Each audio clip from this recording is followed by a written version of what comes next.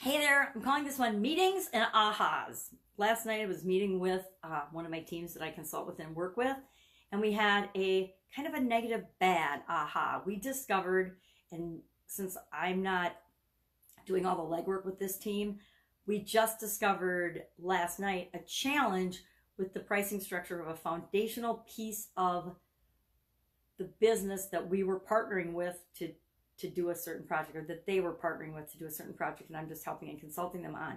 And so today we have to have another meeting with the founder of that particular organization to discuss what's going on with that, and if that is really who they want to hang their hat, or I guess who they want to lock arms with, who they want to actually join with. And I'm kind of kicking myself because I always tell myself these days to listen to my intuition and listen to my gut, and I wasn't 100% tapped in and tuned in to what's going on with that. So I will get tapped in and tuned in with that today to find out exactly what the real scoop is and what's going on in the thinking and the strength of the partner that they're partnering with. Because if it's not the right partner, we need to make a change in direction, which is totally doable, but we're hoping that it is the right partner and that they will explain and make some other changes and some change in their direction. But if they won't, then we'll figure out something else for their team and for their organization, because it's not sort of a deal breaker. It is a total deal breaker, because the way it's set up, the long-term viability of that organization is not such that we would hang or they would hang their reputation on it. I'm not going to hang my reputation on it. Like I said, I'm kind of kicking myself that I didn't do a deeper dive of research into what we were looking at anyway. But just like everybody else, I learn a lesson every day. I learn new things every day that I wish I would have been smarter in the first place and not overlooked. But it's not a big deal. We discovered it before we were all in. And, I guess there's a reason that the team has been backing off and being slow about going all in. So that's why I'm saying meetings and ahas.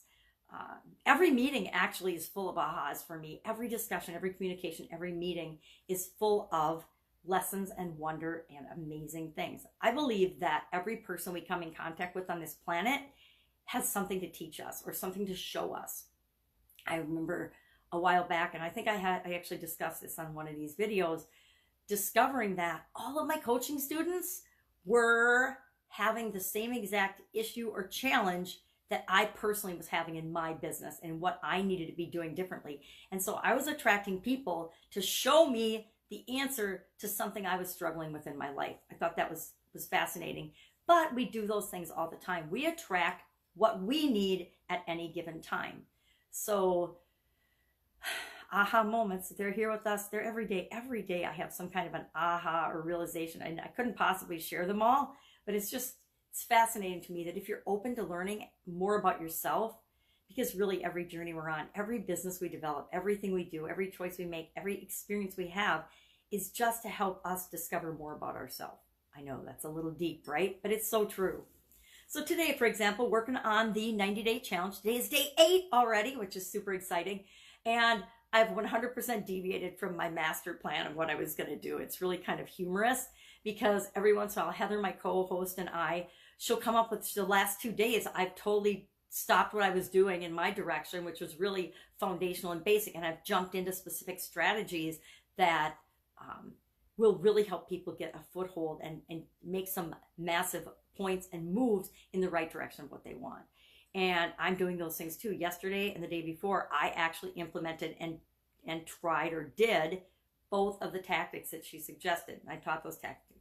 Now today I'm getting a little bit back to what I wanted to talk about. Yesterday I wanted to talk about thumbnails and why thumbnails are important, and key steps for creating awesome thumbnails for your YouTube videos, because we're doing YouTube as a platform. But these principles are platform non-specific. They apply to any platform, anything you're doing in your businesses. For example, the use you want to make your thumbnail, your video, your blog, your anything, you want to make it stop people in their tracks. Nowadays there's so much information, and there's millions of videos. I don't know how many millions of videos are created a day, but millions of videos are created a day, and we need to know What is stopping people in their tracks to watch our videos? What is stopping people in their tracks to read our posts on social media, or our blog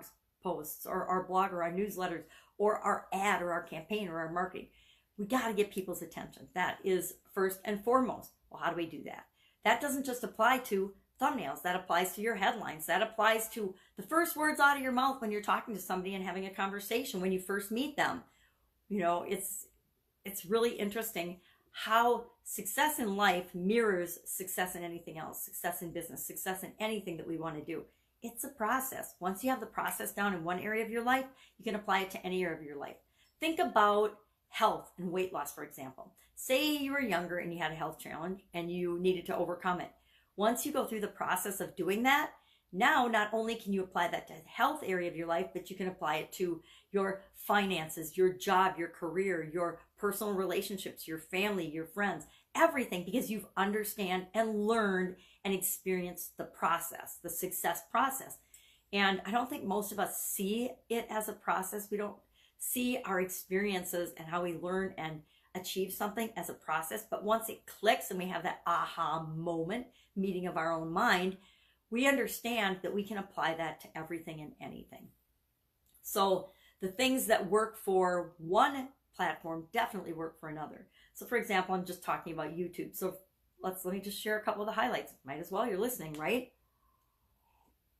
We want to stop people and get their attention. We only have like a few seconds. If people are scrolling by and we're making a Facebook blog post, we've got less than a few seconds. We probably got a nanosecond for them to see our Facebook post and decide if they're going to stop and look at it or not, or if they're just going to keep scrolling through the feed. And people's feeds can go really, really fast. We've got all this automatic scrolling now, right?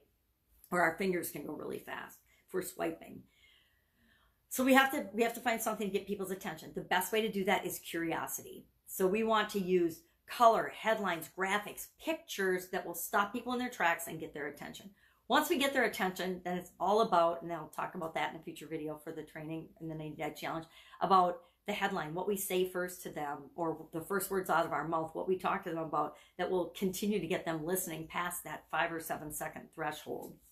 So, you know, for example, on thumbnails, we want to use big, bold, colorful fonts, lots of color. We want to use expressive hands or expressions on our faces that are like, you know, we don't want to use just the same old, I've got 1,000 videos or 2,000 videos out there with just my mug.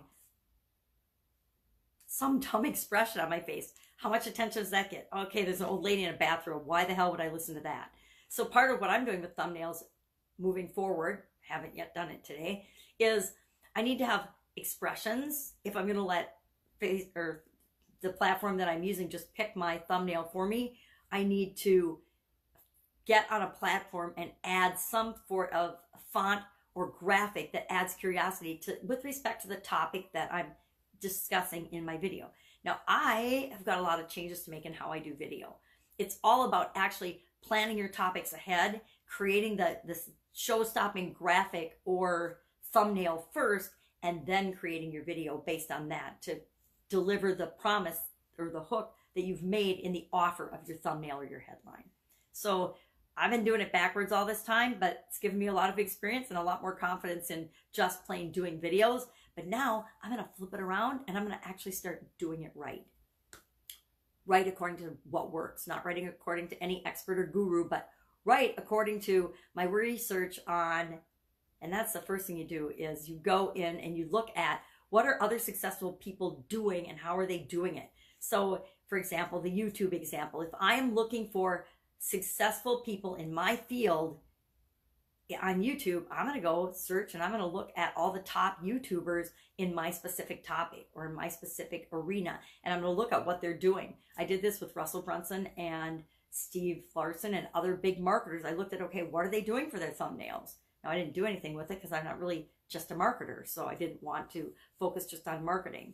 I'm more of a coach and a consultant, so why would I do it just for marketing? But then I go in and I work with women business owners. So I'm going to look on YouTube at all the women business owners. What are they doing for thumbnails? And, you know, how many views are they getting? I'm going to tell you, women business owners compared to men business owners aren't getting squat for views on social media, including YouTube. So I will look at the women, but I will also look outside that niche to see what is really working on the particular platform I'm doing: YouTube, Facebook, Instagram,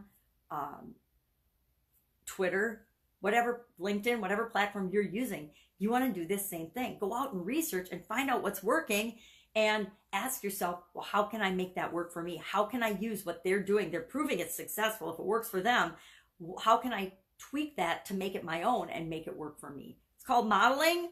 Learned it from Tony Robbins. My God, 40 years ago, maybe longer. So do it. It's the quickest way to succeed. Now, you're not copying.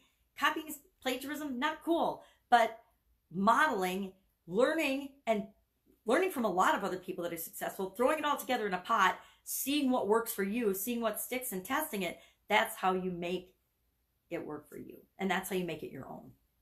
So that's it. Go out, make it an awesome day. I covered a lot of weird stuff today, but I guess there's a lot on my mind. I will, of course, be with you tomorrow. Take care. Grow your business, grow your life, create whatever it is that you're here to create. Know that you are here to create something. People need you to be showing up in the world and being you.